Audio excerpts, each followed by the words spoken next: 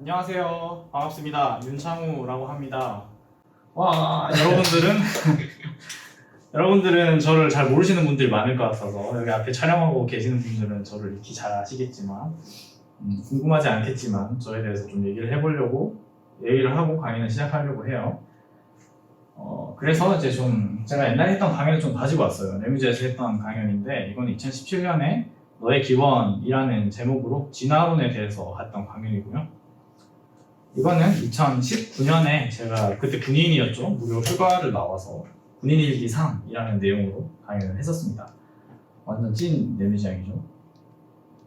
자, 그래서 기왕 저에 대해서 TMI를 하기로 한 거 몇 개만 더 알아봅시다. 궁금하시진 않겠지만 나이는 24살이고요. 고향은 포항이고 MBTI는 ENTJ 정도고요.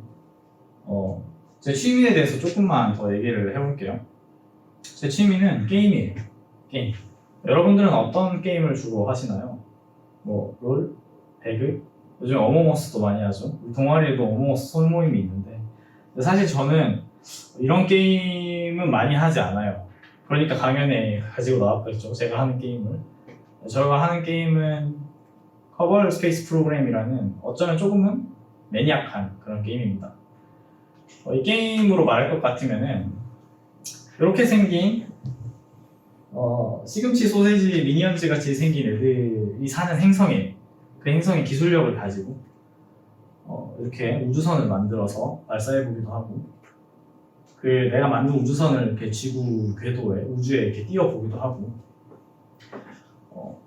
그리고 이제 막 달에 착륙도 시킬 수가 있고요. 그리고 이제 돈을 엄청 때려 박아가지고 이렇게 막 박살내 볼 수도 있어요. 우주선을 이런 걸 하면서 우주에 대해서 흥미를 키우고 또 일종의 나사 버전 마인크래프트 같은 거라고 생각을 하시면 돼요. 여러분들 궁금해 하실까봐 제가 이 게임의 인게임 영상을 인게임 이미지를 좀 가지고 와봤어요. 네. 보시면 아시겠지만 좀 리얼리티를 추구하는 게임이라서 이 게임을 시작하려면은 약간의 로켓에 대한 사전 상식 같은 것들이 좀 필요합니다. 네. 왜 이렇게 게임 얘기를 길게 하냐고요? 네. 오늘 강연 주제는 이겁니다. 이 게임을 저와 함께 하실 존잘님들을 위해서 일종의 매뉴얼이라고 생각하시면 돼요. 로켓의 조립과 로켓의 발사 과정, 기한 과정을 설명하면서 거기에서 필요한 개념들을 찝고 저와 함께 우주에 한번 다녀오는 경험을 하면서 우주에 대해서 흥미도 가지셨으면 좋겠고 또 제가 우주 비행사라는 꿈을 꾸고 있는데요. 이런 꿈을 꾸는 저에 대해서 좀 알아가는 과정이 되셨으면 좋겠습니다. 그러면 강연 시작하도록 하겠습니다. 네. 제가 강연 표지로 잡았어요. Add more rockets라고 잡았는데 이건 일종의 밈이에요. 이 게임을 하는 사람들이 가지고 있는 밈이에요. 뭔 뜻이냐면 뭔가 로켓이 잘못돼서 날아가다가 폭발하거나 잘 안 날아가거나 했을 때는 다른 거 신경 쓰지 말고 돈을 더 쳐발라서 로켓을 더 붙여라 이런 뜻이에요. 그러면 해결될 거다 이런 거죠. Add more rockets. 그럼 로켓에 대해서 먼저 알아보도록 합시다. 로켓을 네이버에서 찾아보면 우주 공간을 비행할 수 있는 추진기관을 가진 비행체라고 돼 있어요. 그러면 우주 공간을 비행할 수 있는 추진기관이 뭘까요? 이거를 로켓 엔진이라고 하는데 첫 번째 조립 파트에 대해서 이제 시작을 하겠습니다. 로켓은 우주 공간에서 비행을 해요. 우주 공간에는 아무것도 없고 마찰력도 없고 어떤 내가 잡고 끌어당겨서 진행할 수 있는 방법 그런 것들이나 아니면은 뭔가를 밀어서 앞으로 나갈 수 있는 그런 것들이 없어요. 그럼 이 우주에서는 어떻게 비행을 하느냐? 바로 연료를 버려서 비행을 하게 됩니다. 내가 가지고 있는 거를 내가 가고자 하는 것에 반대 방향으로 버림으로 인해서 작용 반작용 법칙에 의해서 나는 힘을 얻는 거죠. 그래서 내가 로켓 연료를 더 빠르게 버리면 버릴수록 나는 더 빠른 속도를 얻을 수 있어요. 네, 로켓 엔진은 최대한 연료를 빠르게 버리기 위해서 만들어진 기관이에요. 자, 그럼 엔진에 대해서는 알아봤고 이제 자동차를 생각을 해보면은 엔진을 알았으니까 이제 뭐가 필요하죠? 연료에 대해서 알아봐야겠죠. 우주 공간에는 대기가 없어요. 공기가 없고 산소가 없어요. 자동차 같은 경우는 대기에 있는 산소를 이용해서 연료를 태우고 비행기 같은 경우도 마찬가지인데 우주 공간에는 로켓을 태울 공기가 없기 때문에 로켓 연료가 타지 않아요. 그럼 어떻게 하느냐? 공기를 따로 이렇게 싣고 다닙니다. 로켓은 발사할 때 액체 산소를 연료와 함께 싣고 발사를 하게 돼요.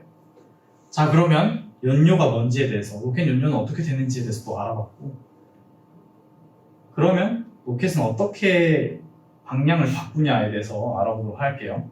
자동차 같은 경우는 이렇게 핸들 움직임으로 인해서 이제 앞바퀴가 이렇게 왼쪽 오른쪽으로 움직여서 조향을 하게 되겠지만 로켓의 경우는 이런 걸 할 수 있는 방법이 없어요. 그래서 어떻게 자세를 바꾸냐, 이 자세 제어 장치, 리액션 컨트롤 시스템이란 걸 이용해서 자세를 바꾸게 되는데, 왼쪽에 로켓을 보시면은 로켓 위쪽에 이상한 덩어리 같은 것들이 달려있죠. 저게 작은 로켓 엔진들을 모아놓은 건데요. 이 로켓 엔진에서 내가 원하고자 하는 방향으로 연료를 분사해서 이렇게 로켓을 회전하고 다시 방향을 바꾸게 됩니다. 이걸 아까 얘기했던 자세 제어 장치 RCS라고 하고, 이제 다른 방법도 있어요. 지금 이 로켓은 뒤에서 연료가 나오고 있죠. 이렇게 진행하고 있을 때는 이 연료 노즐을 왼쪽, 오른쪽으로 움직여서 로켓의 방향을 바꿀 수도 있습니다. 이거는 짐벌이라고 해요. 자, 이제 핸들도 알았고 연료도 알았고 엔진도 알았어요. 그러면은 로켓을 발사해보면 되겠죠. 한번 발사를 해봅시다. 3, 2, 1 발사. 발사를 했는데 로켓이 안 떠올라요. 왜 그럴까요? 추중비라는 거를 빠뜨린 거예요. 이 추중비가 뭔지에 대해서 잠깐 빨리 짚고 넘어가고 진짜 로켓을 발사하러 가봅시다. 자, 이 추중비가 뭐냐? 추중비는 이제 추력 대비 중량의 약자인데 로켓은 엄청나게 무거워요. 왜냐하면 연료를 많이 싣고 있기 때문에 그 무거운 연료가 무거운 연료를 쏘아 올리기 위해선, 땅을 박차고 올라가기 위해서는 그 무게보다 더 강한 힘으로 밀어줘야 됩니다. 아무리 엔진이 효율이 좋아도 연료를 많이 실더라도 엔진의 힘이 그 로켓을 땅을 박차고 올라갈 수 있게 해주는 그만큼의 힘이 나오지 않으면 로켓은 하늘로 날아갈 수가 없는 거예요. 그래서 충분한 추중비를 확보를 해야지 로켓은 하늘로 날아갈 수 있습니다. 자, 그럼 이제 뭐 더 설명은 됐고 발사 한번 해봅시다.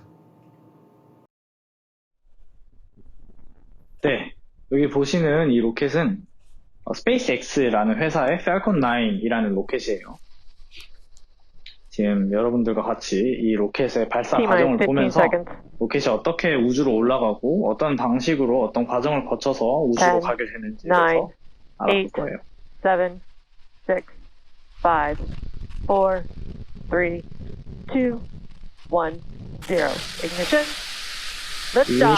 ignition은 엔진에 시동을 걸었다라는 뜻입니다. lift-off는 로켓이 발사돼서 떠났다라는 걸 의미를 하게 됩니다.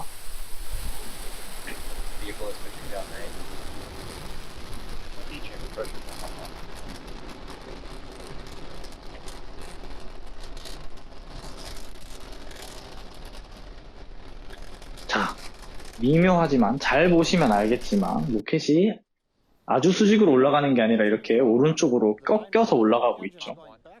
이렇게 로켓이 한쪽으로 꺾여서 올라가는 걸 gravity turn이라고 하는데요. 로켓은 지표면과 수평한 궤도를 만들기 위해서 이런 식으로 오른쪽 궤도의 방향으로 이렇게 꺾어서 올라가게 됩니다. 그래서 동영상을 보시면은 로켓이 지상으로 공도박질을 치는 모양새를 하고 있죠. Max Q는 이 로켓 동체가 최대 공기 저항을 받는 지점이에요. 이 지점이 왜 중요하냐면 여기서 로켓은 가장 큰 충격을 받게 돼요. 그래서 대부분의 로켓 발사 과정 중에 사고가 이때 일어나게 됩니다. 이걸 넘기면은 한 고비는 넘겼다라고 생각하는 거죠.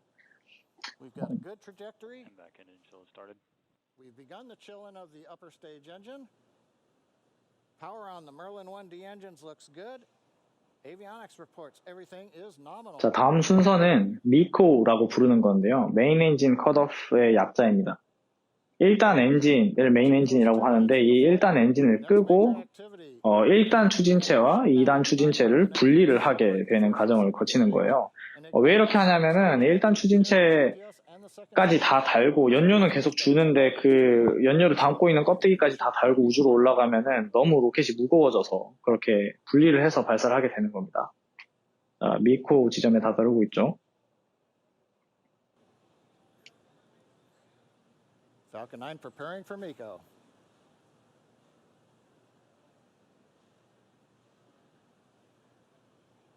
And Miko. Stage separation confirmed. 미코가 일어났고 바로 세컨드 엔진, 2단 추진체 엔진을 이렇게 이그니션, 시동을 걸게 됩니다. 다음 순서는 fairing separation이라는 거예요.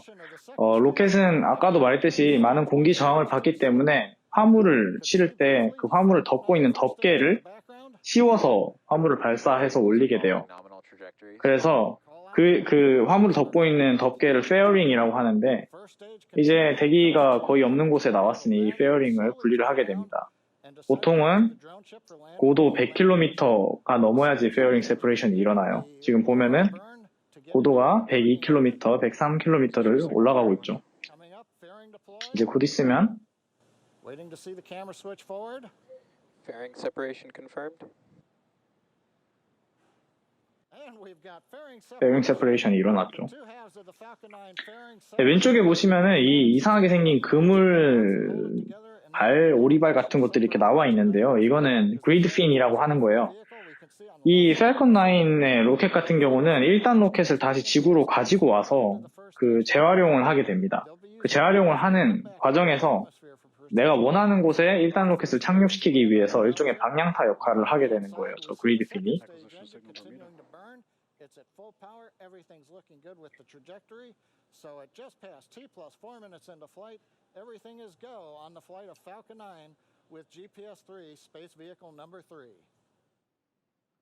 네, 보시면 왼쪽에 이 1단 로켓이 착륙할 드론십, 바다 위에 떠 있는 배 위에 착륙하게 될 건데, Stage 1 burn is starting.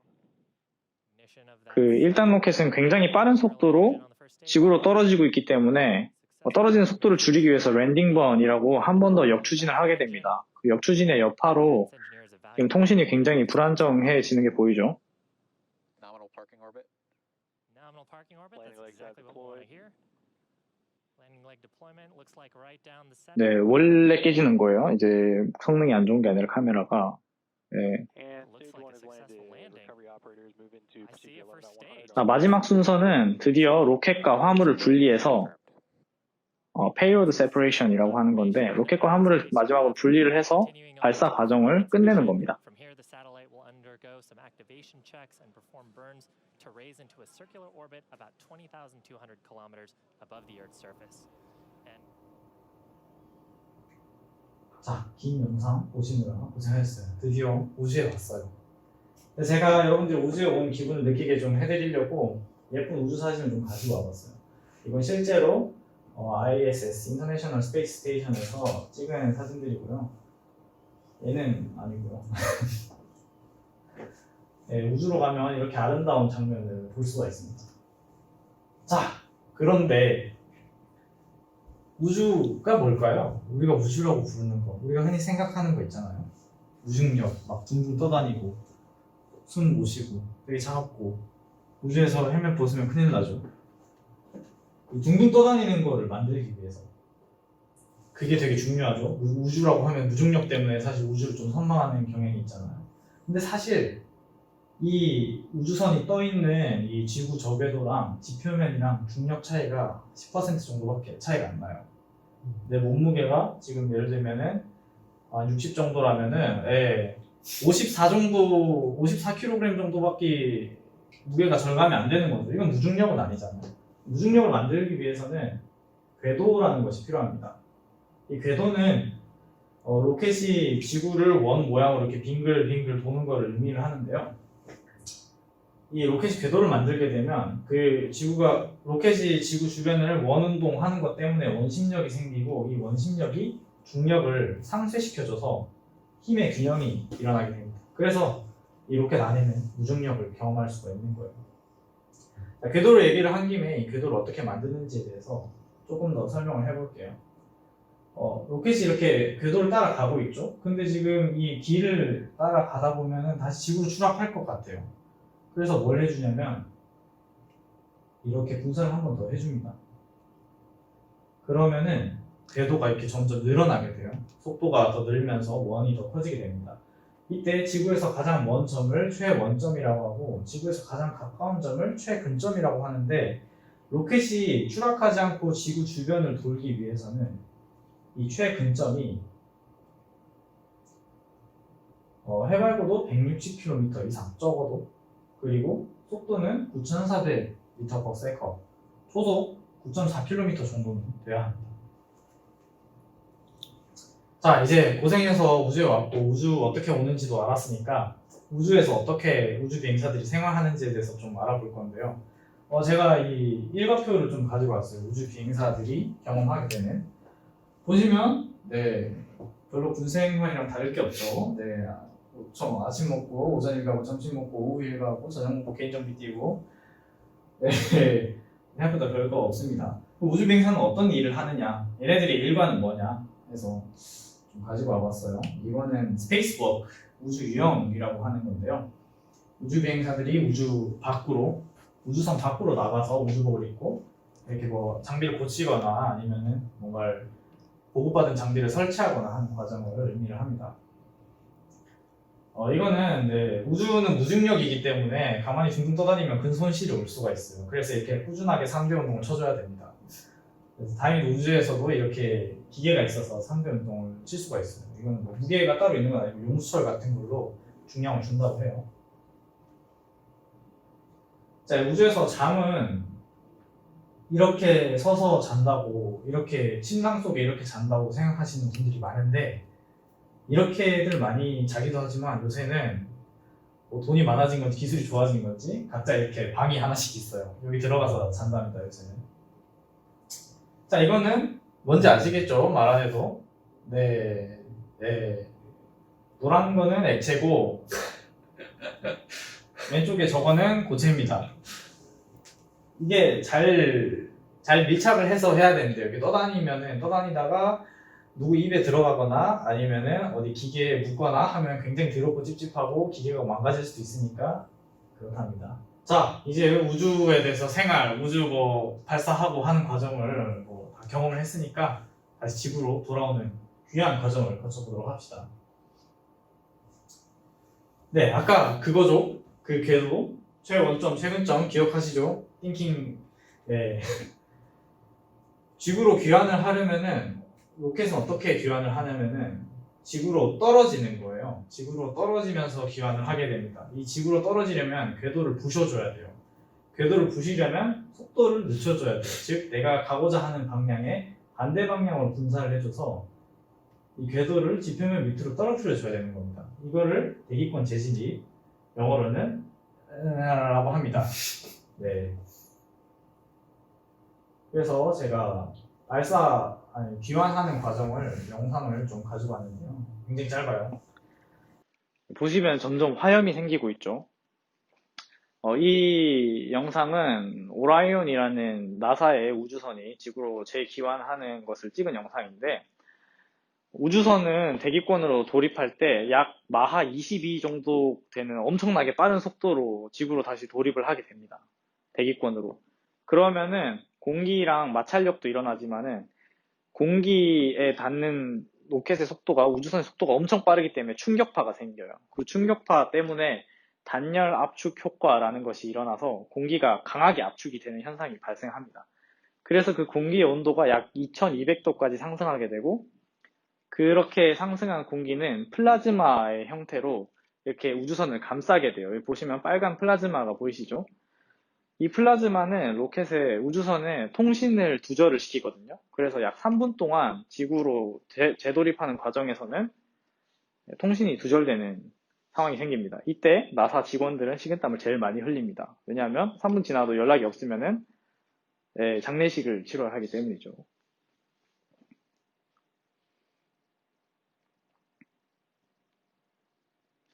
자, 지금 보시면은 대기권과의 마찰로 인해서 로켓의 속도가, 우주선의 속도가 지속적으로 줄어들어서 지금은 우주선이 좀 식은 상태고요. 통신이 다시 돌아온 상태입니다. 지금은 불씨가 거의 보이지 않죠.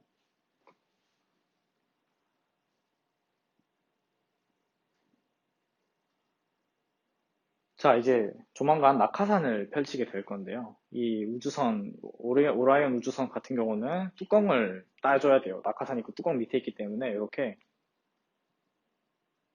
뚜껑을 땁니다. 그 다음에 그 안에 있는 낙하산을 펼치는 거예요. 낙하산이 생각보다 작죠? 저 조그만한 거 두 개로 어떻게 속도를 줄이겠어? 네, 맞아요. 얘는 보조 낙하산입니다. 왜 보조 낙하산을 먼저 펼치느냐? 지금 이 우주선은 너무 빨리 속도로 떨어지고 있기 때문에 처음부터 커다랗고 얇은 주 낙하산을 펼치게 되면은 찢어져요. 찢어지면 죽습니다. 지금 상당히 빠른 속도로 떨어지고 있죠. 저 속도로 떨어지면 역시 죽습니다. 자, 이제 주 낙하산을 펼칠 거예요. 네, 보시면 쭈글쭈글하죠. 저게 쭈글쭈글한 이유는 처음부터 빵 펼쳐지면은 다 찢어져요. 낙하산이 약하기 때문에 일부러 저렇게 설계를 해놓은 거예요. 낙하산이 다 찢어지면 역시 죽겠죠. 그러면 식은땀 많이 흘리겠죠. 나사 직원들은. 점점 이렇게 펼쳐지는 게 보이시죠?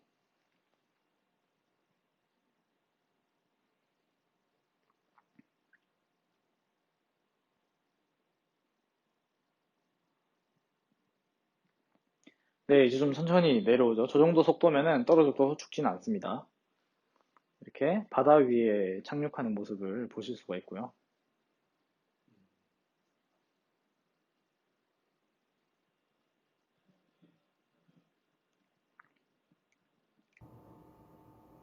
네, 이렇게 저랑 함께 여러분들 우주로 한번 갔다 왔는데요. 제 우주 비행사 꿈에 대해서 좀 더 알아보기도 하고, 우주 비행사가 어떤 삶인지에 대해서도 알아보기도 하고, 여러분 다음 우주 계획에 저와 함께 참여할 생각은 없으신가요? 물론 없으실 수도 있어요. 하지만 강연이 안 끝났기 때문에 그냥 들으세요. 네, 이거는 나사에서 진행하고 있는 아르테미스라는 프로젝트예요. 달 근처가 달이 보이죠? 달 근처에 저렇게 우주정거장 같은 것들을 띄워놓고 달에 사람을 보내서 달에서 여러 연구를 수행하고 거기서 얻은 데이터를 바탕으로 화성에 가려는 목적을 가지고 있는 그런 프로젝트입니다. 엄청 큰 프로젝트예요.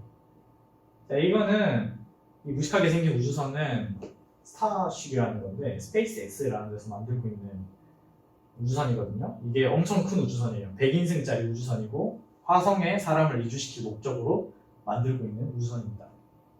자, 이거는 낯익죠? 이거는 한국우주연구원에서 만들고 있는 누리호라는 로켓이에요. 우리나라도 열과 성을 다해 로켓을 만들고 있다는 점. 자, 이렇게 우주가 점점 우리 일상으로 가까워지고 있는 오늘날 저는 우주비행사라는 꿈을 꾸고 있습니다. 이게 약간 포항되고 과장된 꿈처럼 보일 수도 있겠지만 테슬라의 창업주이자 스페이스X의 CEO인 일론 머스크가 이런 말을 한 적이 있어요. 이건 아니고요. 네, 이런 말을 한 적이 있어요. 나는 평범한 사람도 비범한 인생을 선택할 수 있다고 봅니다. 이건 아까 제가 하고 있다고 말씀드렸던, 아까 보여드렸던 그 게임이죠. 이 게임에 아까 보여드렸던 사진, 인게임 이미지 중에 이거는 아까 그 아르테미스 미션, 달로 인간을 보내는 그 미션에 사용되는 차세대 우주선인 오라이언 스페이스쉽을 제가 게임 안에서 만든 거고요.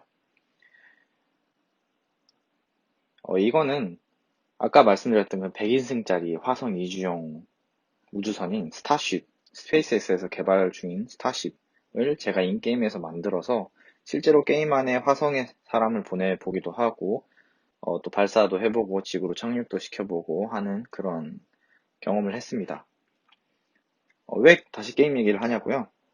이렇게 저는 평범한 일상인 취미 안에서 비범한 인생을 이렇게 꿈꾸고 있다는 것을 보여드리고 싶어서입니다.